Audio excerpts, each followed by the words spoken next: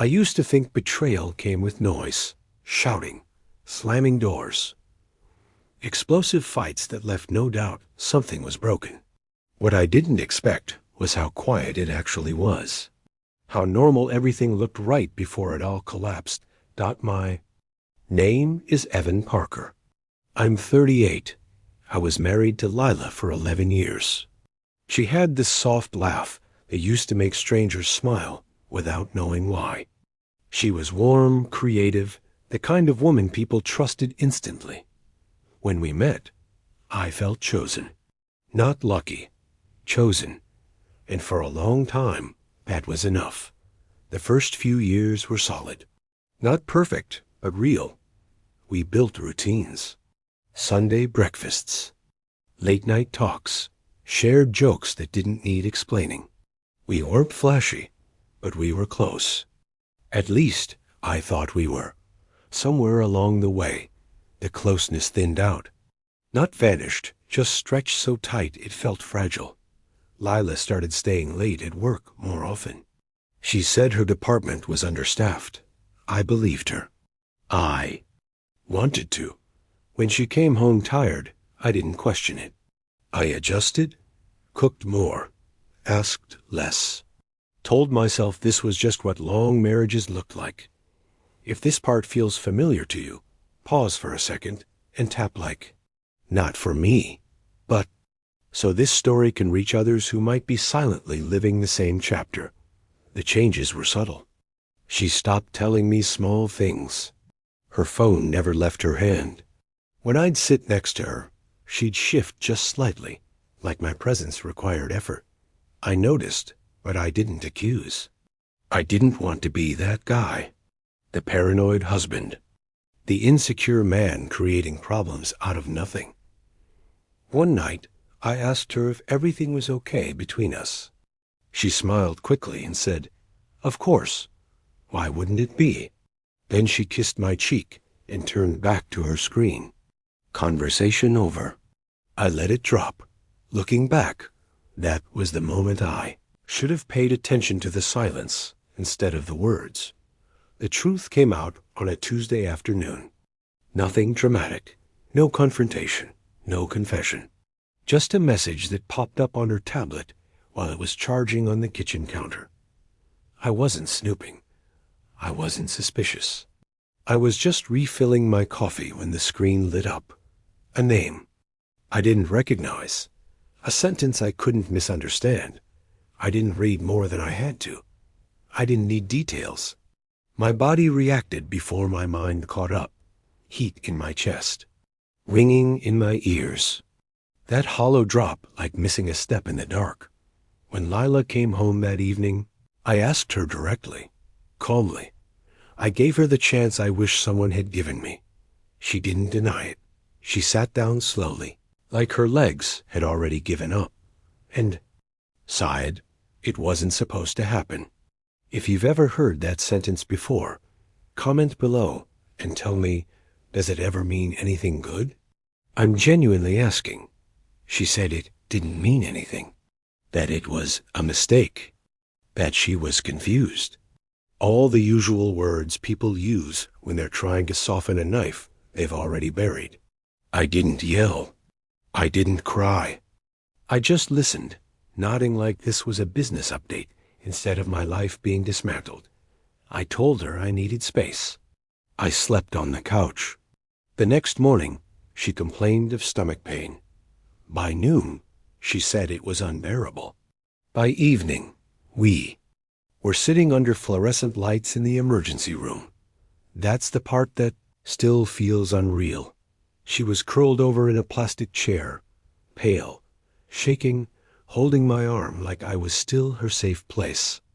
The nurse asked routine questions, allergies, medications, stress levels. Then she asked, any recent emotional trauma? Lila went quiet. I felt her grip tighten. After a moment, she said softly, I've been under a lot of stress. I ruined my marriage.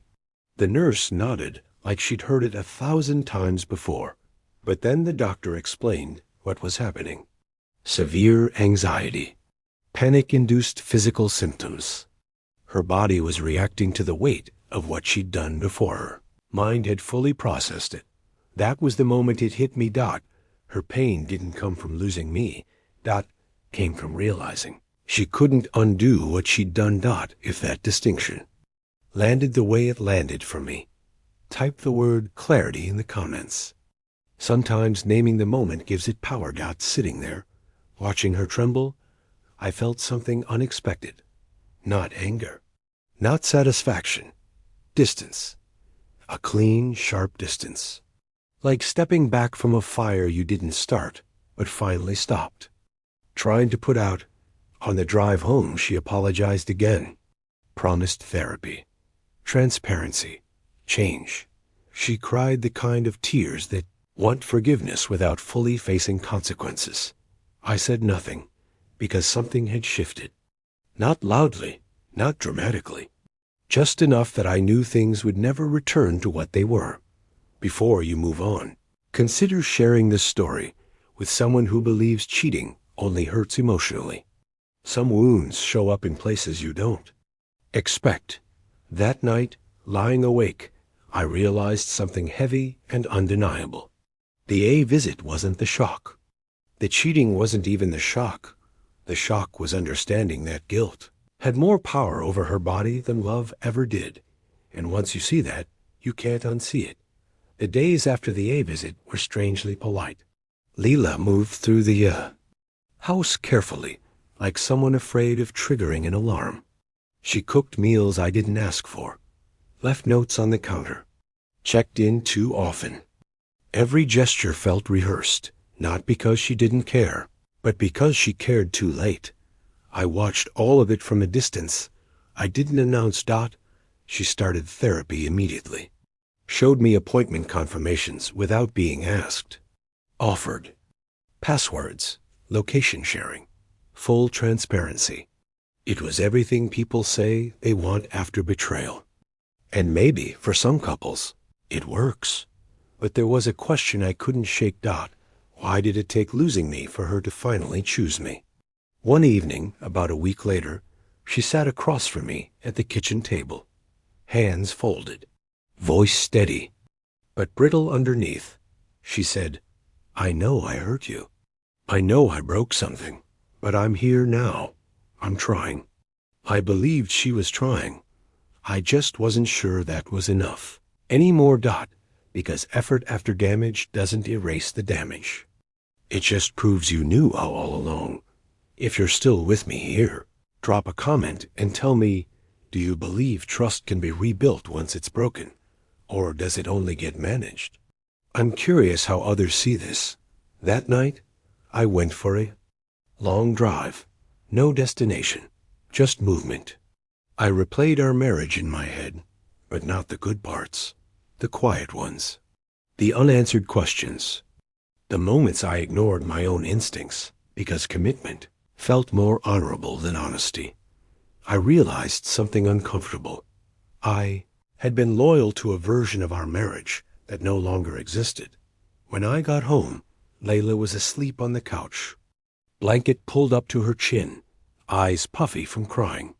For a second, I felt the old pull, the instinct to protect, to smooth things over, to be the steady one. Then I remembered the hospital room, the doctor's words, the clarity. I gently woke her and told her we needed to talk. I didn't accuse. I didn't list grievances. I didn't raise my voice. I told her the truth, calmly and without cruelty. I said, I don't think I can unsee what I've seen, and I don't want to become someone who stays out of fear instead of love. She cried harder than I'd ever seen, sighed she'd do anything, asked if there was someone else, asked if this was punishment. It wasn't. It was acceptance. I moved out 2 weeks later, found a small apartment across town. The first night there was quiet in a way that didn't feel lonely, just still, like my nervous system finally had permission to rest. People assume leaving is the hardest part. It isn't. The hardest part is staying so long that leaving feels like relief If this story resonates, please share it thoughtfully with someone who might be blaming themselves for staying too long. Sometimes perspective is the first step out. Lila texted occasionally at first. Updates, apologies, reflections. Over time, they slowed and stopped. I heard through mutual friends that she was working on herself. I hope that's true. For her sake, as for me, I started noticing changes I didn't expect. I slept better. My chest didn't feel tight all the time. I really laughed, without forcing it. I wasn't healing in big cinematic moments. I was healing in ordinary ones. Making coffee, without dread. Driving, without rehearsing. Conversations. Waking up without bracing myself emotionally. Months later, I ran into her at a grocery store. We were polite, brief, careful. She looked healthier, quieter. She said she was glad I was doing well. I was. And for the first time, I didn't feel responsible for managing her feelings. That's when I knew I'd made the right decision. Because love isn't proven by how much pain you tolerate. It's proven by how safe you feel being yourself. If you've made it this far, comment below with one word that describes how this story made you feel: relief, anger, validation, sadness, clarity, or something else entirely. Reading those helps shape the next stories. Cheating didn't end my marriage. Avoidance did. Silence did. And staying too long after the truth was already clear. The e-visit wasn't her punishment. It was her body telling her what her conscience already